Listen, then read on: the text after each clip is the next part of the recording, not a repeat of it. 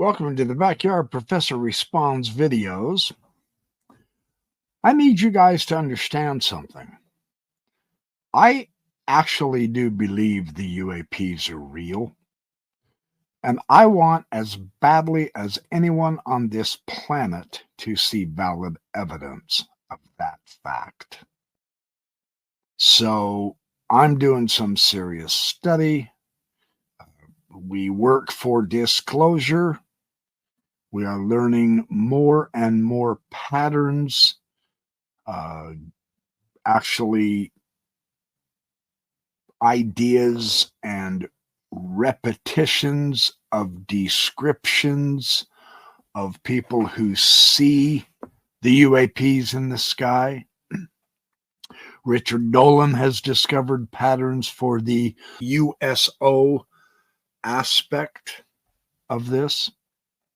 The alien craft underwater, living under our oceans. There's an enormous increase of activity in our day since World War II of the UAP. Yes, we understand they were known anciently, but let's be blunt. Not all evidence that is shown or told or described is valid. There are a lot of hoaxers out there. And that means we have to turn on our critical thinking skills. I would like to open up my response using one of the great geneticist scientists, Garry Nolan, who also believes in UAP and is as interested in finding the valid evidence for it as anyone else on the planet is as well. It is why he looks into some UAP claims. Let's see if this pans out. Some of the junk science we have to get off the table. That's what Garry Nolan has been doing, which is a very huge favor for all the rest of us because we don't have his laboratory or equipment or state of knowledge. That he can find things none of the rest of us can. But before I do, I want to share another fascinating discovery with you about the discovery of yet another alien corpse. And I need you to watch this and understand something very important for my video. Let's take a look. Let's see what is hidden right there. You see? Another pieces of cracked ice. A lot of pieces of cracked ice. What? What is that? Oh, what the heck? Have you seen that? Oh my god. Oh my gosh. Wow. That's an alien. This is an alien. It's an alien! It's an alien! Alien, блядь! Guys, this head, I can see the head, but maybe there is a whole body there. Oh God. Maybe this head is bigger than we saw before. There was another head of an alien, but smaller, but there was a skull already. But this is a whole head with a skin. And I just cannot believe my eyes. Now, how many of you are going to believe that? I'm stone cold serious. There are people who believe stuff like that. Now, this is so obviously staged. This is so obviously entirely a joke to mock people who believe in aliens. I'm not one of those. I don't mock those who believe in aliens. I mock those who use stupid stuff to try to prove aliens. That's what I'm doing as well. This is not meant to be real. And how many tens of thousands believe this? We need to learn how to discriminate. And this is why, as I have been looking through hundreds of YouTube videos of very serious scientists and UAP investigators that I am learning to discern the good from the bad from the ugly. And there is good on YouTube. There really is. There is bad on the YouTube, and there is the ugly. This is not meant as real. I just need you to grasp that. Just because you see something, or just because someone says something. Oh, they've done DNA testing. You fall all over yourselves, some of you, to believe it's real. But that doesn't tell you anything. Well, they've done DNA testing. Who cares? That's not the question. That's not even the issue. The issue is, what conclusions did they find, and how many other universities or science labs around the world has found the same DNA material evidence that the original claim makes? Then we're moving forward. Yes? And yes, I'm thinking of that entirely fake Mexican alien that they gave to the Mexican Congress, that unfortunately Ryan Graves attended. Now, he did not support that. He came out later and said, oh my gosh, if I'd known they were going to do something stupid like that, I wouldn't have showed up. He said, I was there to promote the idea that we need transparency in government, and then they pull that kind of ridiculous stupidity. So don't fall for it just because it looks good. And the Mexican thing didn't even look good. I mean, there was all kinds of sand in there with it, but it was supposed to be on a perfect display. No. So let's hear what Garry Nolan said on the Lex Friedman show. And I will intersperse my comments on this because he makes a very important distinction that so many people do not grasp. I need us to understand something. I'm a believer in the UAP. I think they're real. I think something is going on.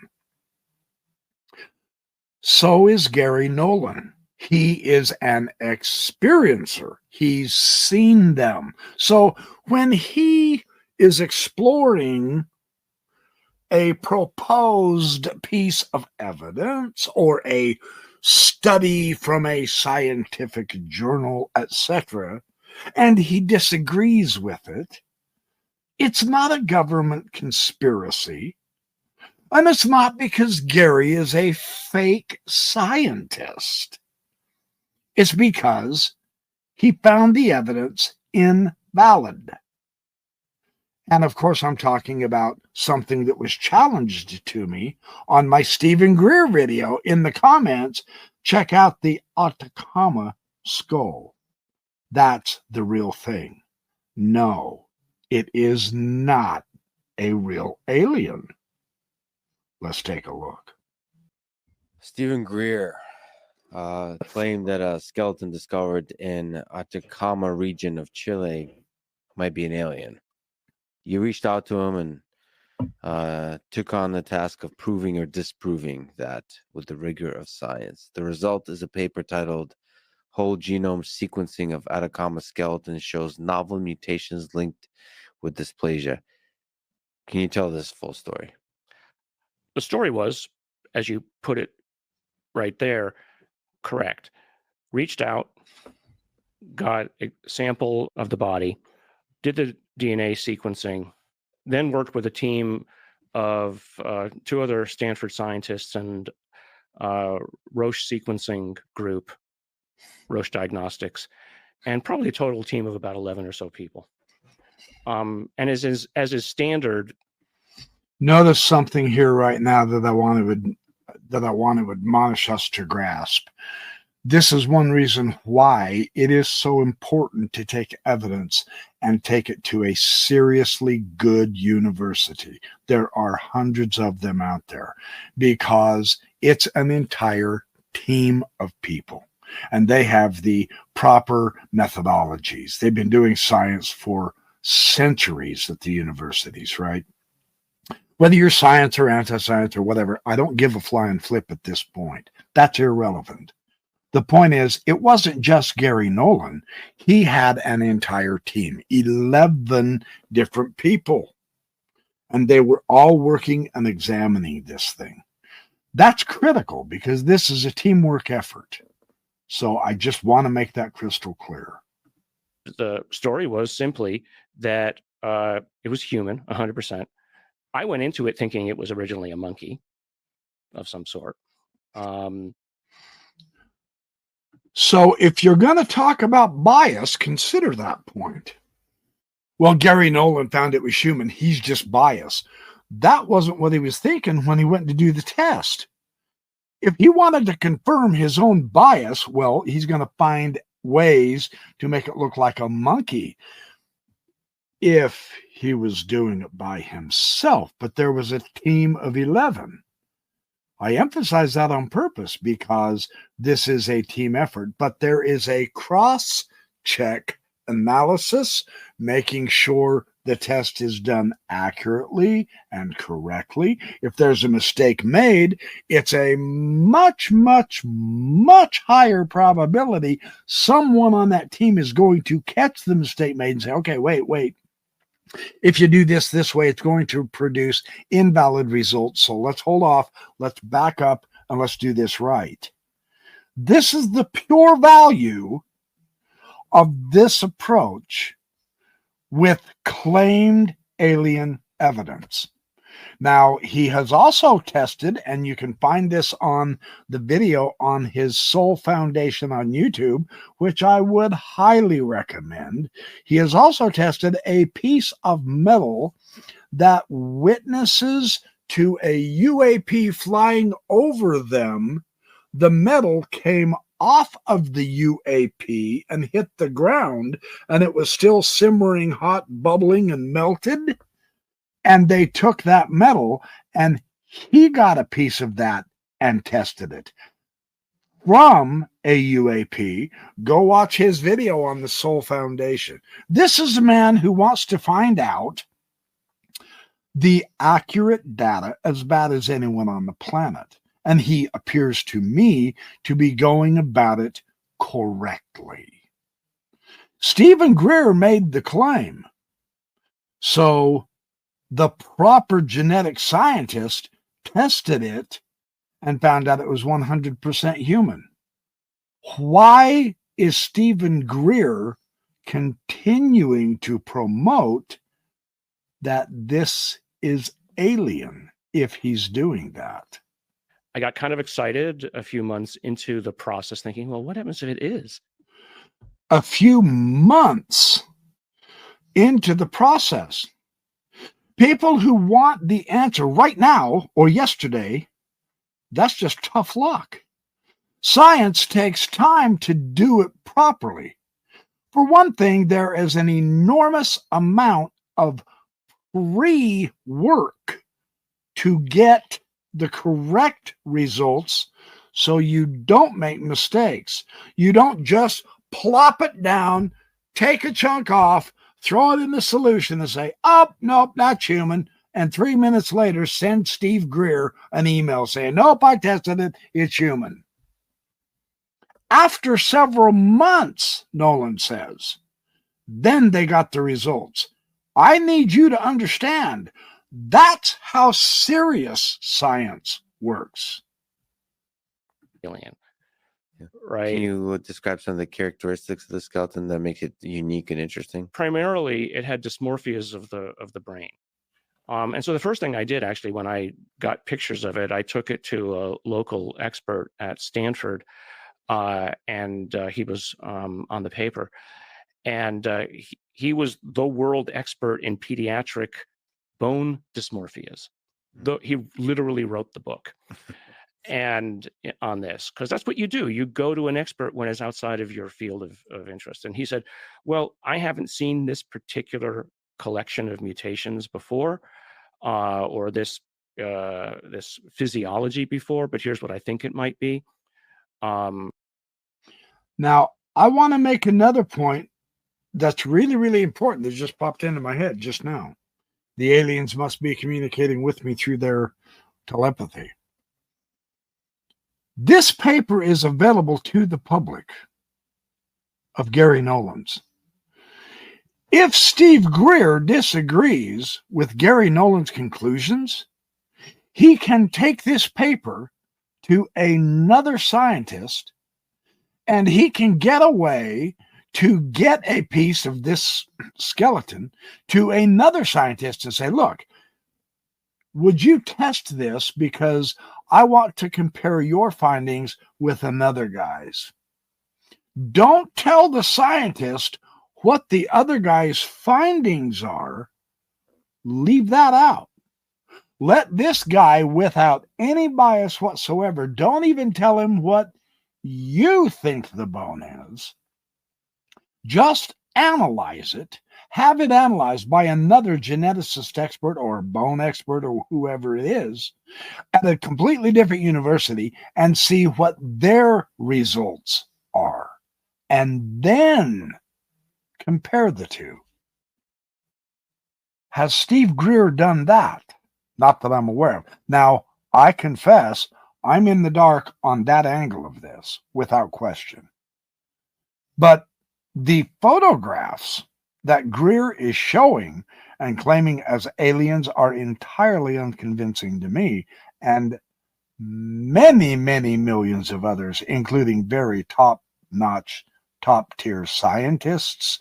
So there is room for serious skepticism. I would like to see if any scientist Steve Greer knows has tested this and what their studies proclaim. And I want to see what methods they used. I want to see how they arrived at their precise conclusions, if they arrived at any. I want to see the why they suspect this is an alien and not a human. I don't want to read a paper online from some guy on the YouTube who says, well, top scientist says this is definitely alien. No, I want to see his work.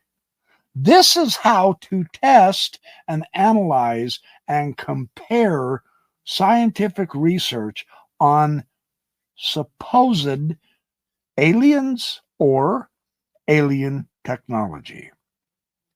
This is the way we need to see it done. And he said, but based on the size of the thing and the bone density, it would appear to be like 6 or 7 years old. Now, again, that's the thing where I think the lay public doesn't understand or takes a speculation like that and turns it into a fact. No one ever said that it was that age. We only said that the bones made it look like it was that age. Mm-hmm. But then we went back and looked for genetic explanations of why things might look the way they did. And if you, again, read the paper, it's very carefully caveated to say that these mutations might result in this. But what we did find was an unexpectedly large number of mutations associated with bone growth in this individual.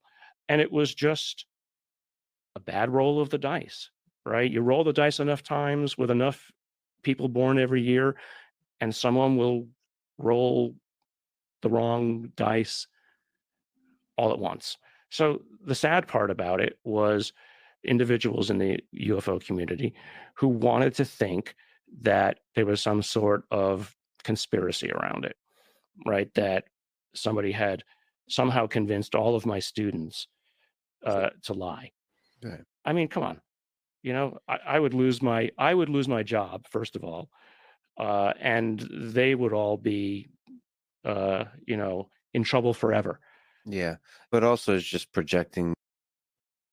Yeah, that's important too. And I know that this is the one subject where conspiracies go on ad infinitum, and they're fun and they're interesting and they're just stupid and ridiculous. So many of them that it really does set back our understanding. It does not help, right? So let's try to be as scientific and careful, like these scientists we're listening to right here, right now, are being, and accept the conclusions. In fact, I've got a challenge for you. If you really don't believe Garry Nolan's conclusions, and I know there's many who don't, then take his paper and get it into the hands of other geneticists at other universities and see what they say, if they can convince Greer to give them a piece of this body. Apparently, from what Nolan was saying, he did get an actual piece of the body from Greer. I don't know how Greer ended up with this. Maybe I'm misunderstanding that part. But anyway, let's see what others will say and what others will discover, and then compare the results, right? Just a thought.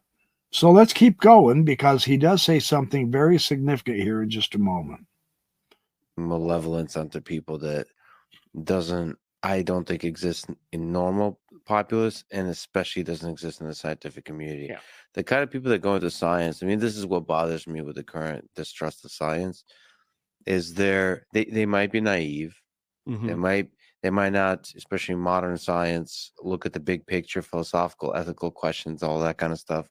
But ultimately, they're people with integrity and just a deep curiosity for the discovery of cool Yeah. little things. And there's no malevolence, broadly speaking, in the scientific community. So, I mean, there's a bigger story here, which is,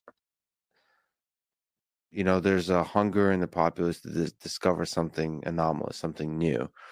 And, science has to be both open to the anomalous, but also to reject the anomalous when the data doesn't support it. Right. What do you make of that, walking that line for you? Because you're dealing with UFO encounters, you're dealing with the anomalous. Well, people, This is really a good point that Lex brings out. Science really does look for the anomalous because those are the clues. But once it analyzes the anomaly, and if it doesn't pan out to what the public hopes it is, then that's when we public need to be intelligent enough and honest enough to accept the evidence until further evidence either changes what we've accepted or reinforces it. To automatically just start screaming fake news is entirely hokey. It doesn't accomplish one damn thing. Right? So let's keep looking, because now Garry says something truly significant. have said, let's go back to the Altacama case, that I was debunking it. Well, debunking is a loaded term. It sort of assumes that you were going in purposefully to prove something is wrong. I wasn't. I was just going in to collect the data. And, I showed that this one was human. There was another skull that somebody had at one point. It was called the Star Child. They called it the Star Child skull. I said, I looked at it. I looked at the DNA sequencing that they had done. I said, this is human. End of story. The people who owned the thing at the time disagreed with me. And then eventually another group came in and proved that I was right. And it's not about debunking. It's about getting the more spectacular and hyped cases off the table. I mean, the reason I got interested in it is because somebody was hyping it. And not because I wanted to disprove it, but because I just wanted to know. And let's get it off the table, because it's usually the most extravagant things that are most likely to be wrong. Somewhere in the rubble will be something interesting. And so that's what you do. You get the dross off the table, and then somewhere in the data will be something worth real inquiry. There it is. That's the important point. Just because it's said doesn't make it true. Just because a scientist looks at it does not also make it true. The critical aspect is the data. They explore it for the data, and then you follow where the evidence leads. You don't pick and choose which evidence you like and ignore the rest of it. That's not the Bayesian probability methodology at all. So this is a great little lesson for us all in the UAP community. We want so bad to have good evidence, then let's do what it takes to make sure all the evidence is good. And if it's not good, then get rid of it, no matter how powerful it would support our own beliefs. Our beliefs are irrelevant. What is relevant is the data. So thank you, Garry Nolan, for your excellent work and helping get rid of some of the dross, so that, quite frankly, this public favor should be greatly appreciated, because now we can focus on the more important and more interesting and more valid data about the UAP. So thanks for watching my Backyard Professor Responds videos. I appreciate all your support. I'll catch up to you with another report just as soon as I can put one together. I'm having fun. I hope you're enjoying it.